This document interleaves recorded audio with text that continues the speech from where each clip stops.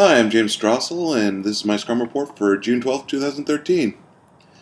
It just goes to show you that you should never be clever with your programming unless you absolutely, positively have to.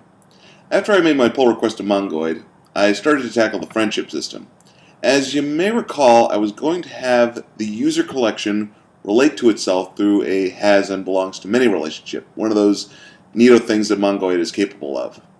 I thought this would mean there would be an array field on each user document containing his or her friends list. Every time you created a new friendship, both friends would have each other's user ID in their friend IDs field.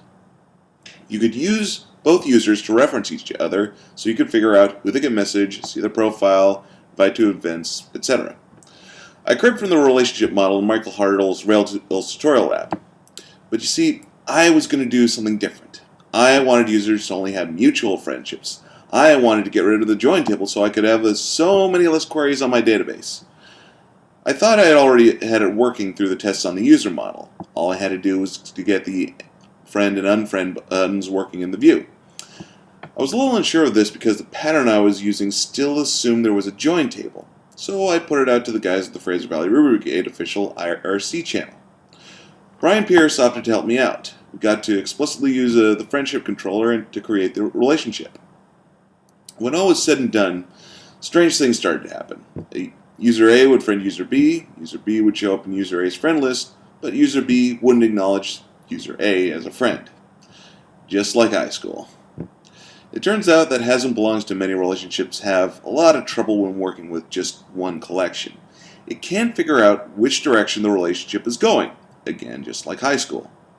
So I need two arrays, one which describes who the user has friended and another describing who the user has as a friend.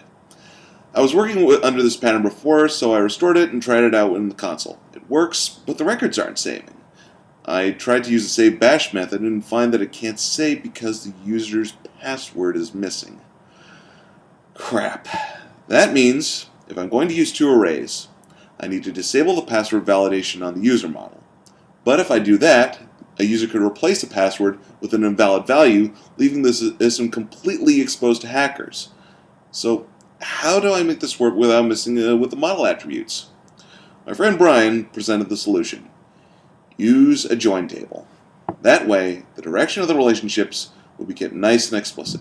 Not only that, I could add attributes to the join table to track the status of the relationship, not unlike the status of the invites I was trying to make into a hash field not so long ago. So, after all this angst, I'm right back where I started, using join tables. I'll have to use them for the invites too, otherwise I'm opening myself up for another big mess. I shouldn't have tried to mess with tried and true methods that would all be all but invisible to the user. I should have kept that old relationship model and made it so that only mutual friendships were allowed. I need to save my brain power when my users are writing gigabytes of data to my servers and producing usage patterns specific to my app. Until then, I need to use every shortcut, every pre-cooked solution out there to get this app deployed. See you next time.